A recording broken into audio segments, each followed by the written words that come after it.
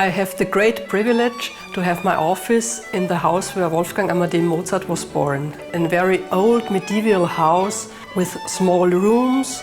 In winter it's really very cold and every room has a really wonderful and great atmosphere. The Mozart family lived in the third floor of this house. They rented a 4-room apartment. I'm the director of the 2 museums. That's Mozart's birthplace and the Mozart residence. In our museum per year come about 500,000 people because they want to get in touch with Mozart. The world of Mozart is full of not really known items, of secrets, of new experiences.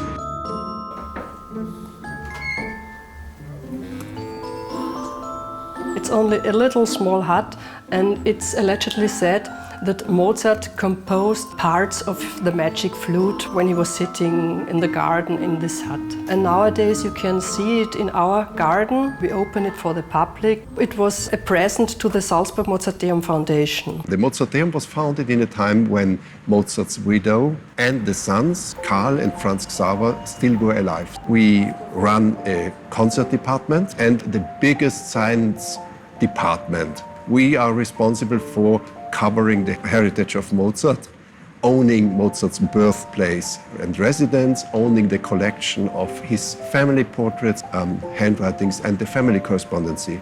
Then the music instruments.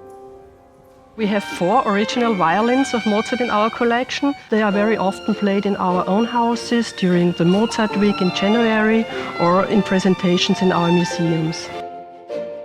Here we have a list of all owners of this viola after the death of Mozart. And in the year 1966, our foundation bought this instrument. We are the 5th owner.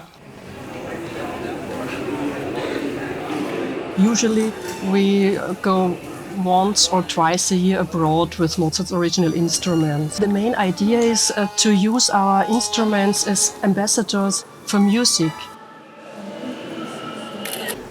It's not a daily business we can provide. We combine it with very special occasions, like the visit of the Austrian president in China.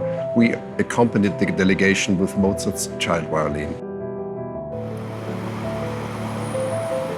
It is totally new for us to be in a country of the eastern part of Europe. The main question for me is the security. It must be stored in a secure room with guards and it must be watched when it is not played. And then we have insurance questions.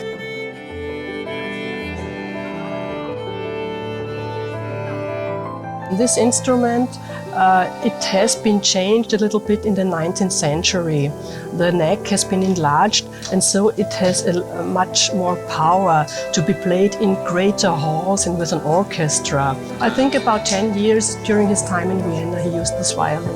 If Mozart played a concert in Vienna for like a full audience, like a chamber concert, then he had maybe 100 listeners.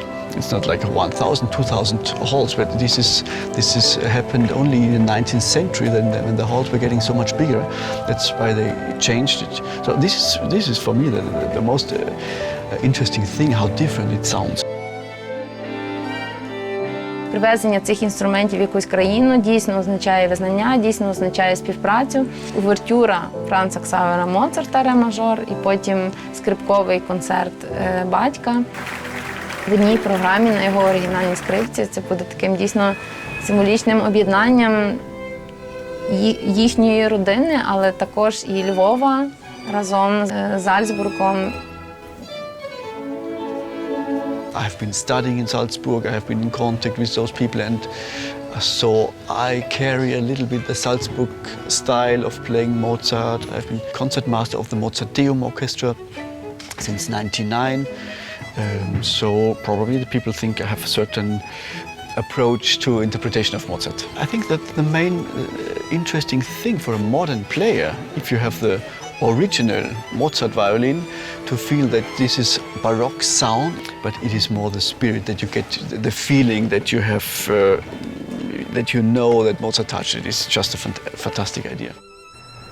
Франк Савер Моцарт, він народився за 4 місяці до смерті батька. І фактично батька він не знав. І його приїзд в Галичину був таким своєрідним викликом, якоюсь такою символічною втечею. Для мене приїзд скрипки батька Вольфганга Амадея Моцарта є якийсь такий духовний їхній знову зв'язок. І те, що батько відвідує дійсно свого сина в місті, якому він присвятив дійсно більшу частину свого життя.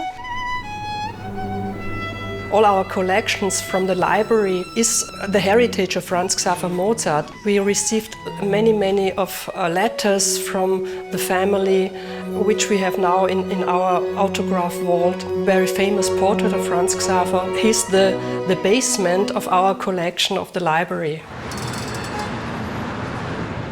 It was the city of the son, one of the sons of Mozart, for 30 years. If we realize here in Lviv is the creation of a new festival focused on Mozart's son and father, and there's this enthusiasm, this passion, this quality, we are convinced that we have to support and to be here. Mozart is in the ownership of everybody worldwide.